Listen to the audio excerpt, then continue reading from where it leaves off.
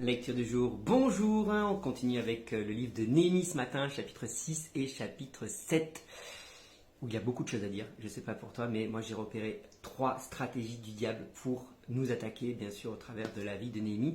La première, quand bien sûr Néhémie continue et persiste et persévère dans la construction, malgré toutes les attaques qu'elle a pu avoir, ses ennemis vont user de nouvelles stratégies.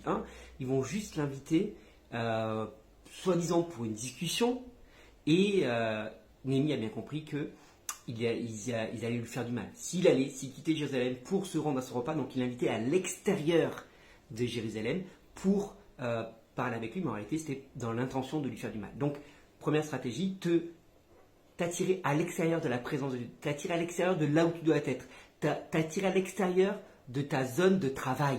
C'est là où ça c'est la première stratégie dans l'intention de faire du mal. Donc, ne quitte pas la présence de Dieu. Ne quitte pas la présence de Dieu.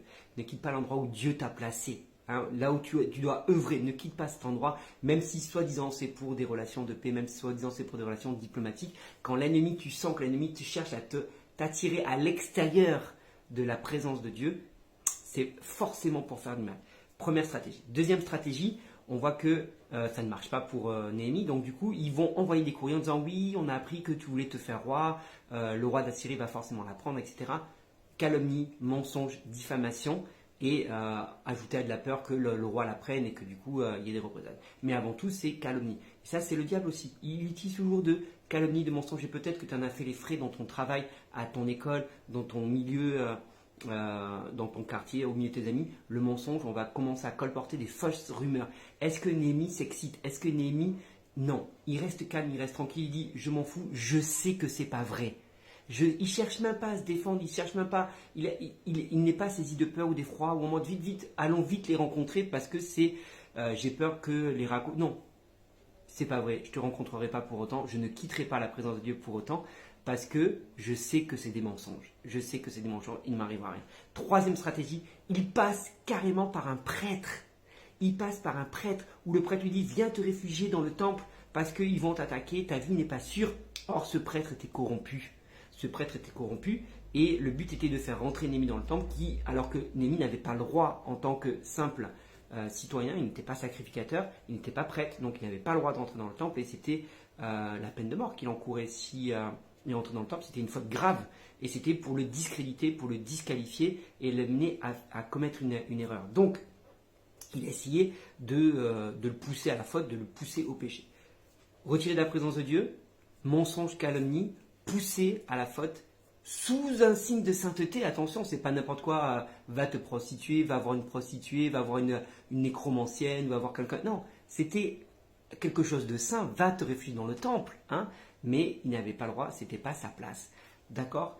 Et à chaque fois, Néhémie a su discerner la stratégie de l'ennemi et rester sur ses positions, rester et ne pas se laisser intimider, ne pas se laisser abattre par les mensonges et ne pas se laisser avoir par les ruses, quand bien même ça venait de l'intérieur.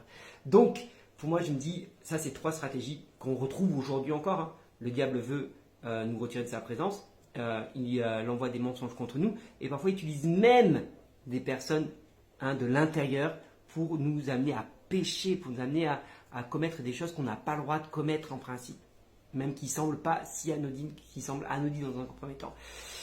Donc je me dis, voilà, ça c'est un très bon enseignement. Médite encore sur ces 3 stratégies et comment Néhémie a réagi parce que ça nous enseigne nous aussi. Dernière chose, bien sûr, c'est on apprend par la suite que l'ennemi, je ne sais plus comment il s'appelle là, avait un droit de regard, parce qu'il avait marié sa fille avec des prêtres, avec un des prêtres ou avec un des fils des prêtres. Donc il y avait une alliance qui était créée là, qui lui donnait un droit d'écrire des lettres, un droit d'être là. Et même les autres disaient du bien de ce gars-là. Et quand je méditais encore sur ce passage ce matin, je dis mais avec qui as-tu fait alliance? Avec quoi as-tu fait alliance qui donne un droit de regard sur ta vie, avec un droit de parler dans ta vie, un droit de parler dans ta vie? Qui? Et je pense que c'est important de briser les liens et les relations. Et dans les chapitres précédents, et même dans Esdras, ils avaient demandé à ceux qui avaient fait alliance avec des femmes étrangères de se séparer des femmes étrangères. On voit que là, ça n'a pas forcément été fait et que du coup, ça a ouvert une porte dans la vie de ce prêtre et à la corruption, au mensonge et à tout un tas de choses. Et même une prophétesse.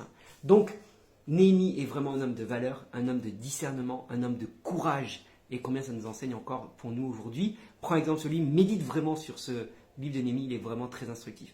Dis-moi toi ce que tu retiens sur ces différents chapitres et je te souhaite une bonne journée.